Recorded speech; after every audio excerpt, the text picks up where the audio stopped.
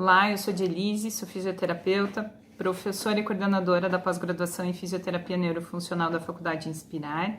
E hoje eu venho falar com você que é paciente neurofuncional ou cuidador que por conta do coronavírus acabou tendo o atendimento suspenso na fisioterapia. Então, o que a gente pode fazer em casa que vai fazer diferença depois de ficar esse período mais parado e vai permitir otimizar um pouquinho essa terapia no pós-confinamento. Primeiro de tudo, acho importante lembrar que o paciente que teve uma alteração neurofuncional, ele é um paciente que tem os mesmos direitos e deve ser tratado com o mesmo respeito que qualquer outra pessoa. E também tem que ter os mesmos cuidados de higiene que qualquer um de nós. Então, toda vez que tossir, tosse num papel e descarta esse papel.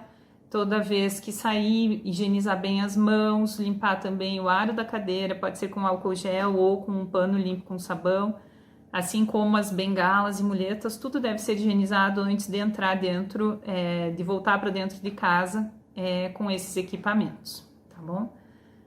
Em contrapartida, a gente tem pacientes que eles estão acamados, que não conseguem sair e acabam ficando bastante tempo deitados. Minha primeira dica é mudança de decúbito. E o que é isso, né? É trocar a posição dele enquanto estiver deitado.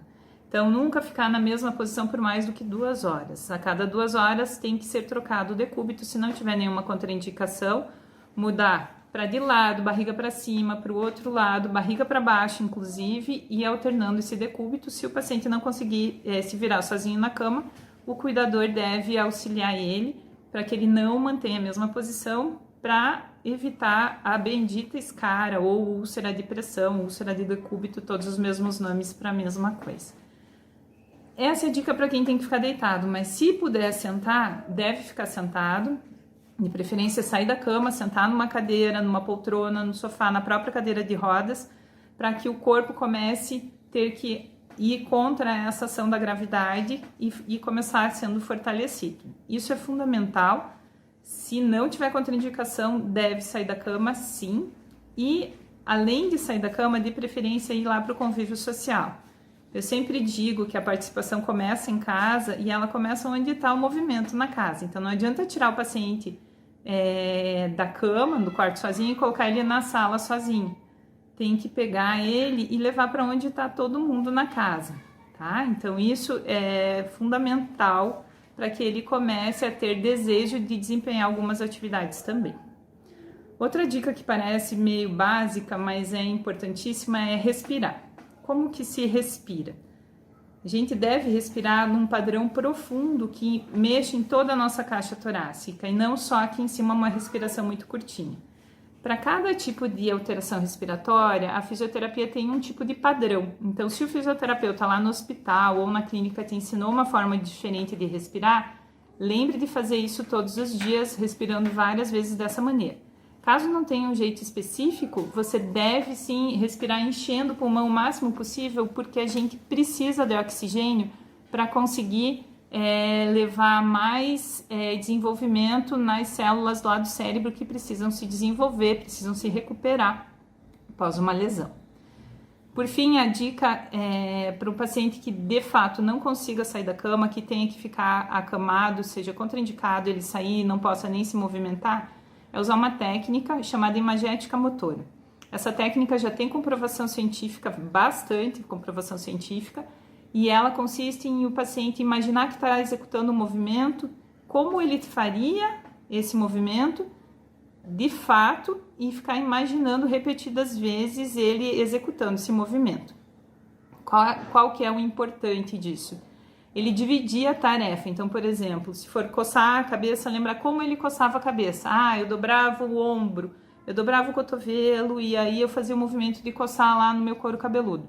Então, o paciente lembrar quais as partes que compunham esse movimento e tentar ir executando elas mentalmente, sem fazer o movimento. O que é a indicação? É que se faça entre 8 e 10 vezes essa repetição da imaginação, mas cuidar, porque se aumentar a respiração ou os batimentos cardíacos, os batimentos do coração, deve ser feito menos repetição, porque como já é comprovado por essa técnica que a gente ativa toda a área cerebral e os sistemas cerebrais, pode ser que aumente, inclusive, esses sinais. Aí tem que ir com um pouquinho menos de repetição e cuidado para ver se realmente vai poder fazer, tá bom? Outro movimento que pode ser lembrado é o paciente passando do sentado para em pé, ou ele chutando uma bola, qualquer movimento, ele caminhando e ele tem que se imaginar fazendo esse movimento, executando de fato, tá bom? Se depois desse momento de imaginação tiver um vídeo que ele possa assistir dele fazendo esse ato motor, ele deve assistir. E por fim, a partir do momento que ele tenha uma liberação, ele deve tentar executar o movimento também. Eu sempre falo para os meus pacientes que a tentativa já é o exercício muitas vezes, mesmo que ele não consiga fazer todo o movimento, ele tentar e desejar fazer o movimento, imaginar fazendo, já ativa bastante da nossa circuitaria cerebral. Por fim, a minha dica não é nenhuma dica, é mais uma conversa com você que é cuidador, que a gente sabe que depois de uma lesão neurológica muda toda a rotina da casa, normalmente os cuidadores são um familiar. Então, para que você se cuide também, para que você arranje formas de se alimentar, de fortalecer, enxergar todas essas mudanças como uma oportunidade e não como um castigo. Dicas da neurociência que a gente sabe que ajudam a alimentar, ser substrato para a gente, são muito relacionadas com uma parte cultural, leitura, alguma coisa artística que você faça e te dê prazer, com a parte espiritual. Então alimente a sua fé da forma que você conceber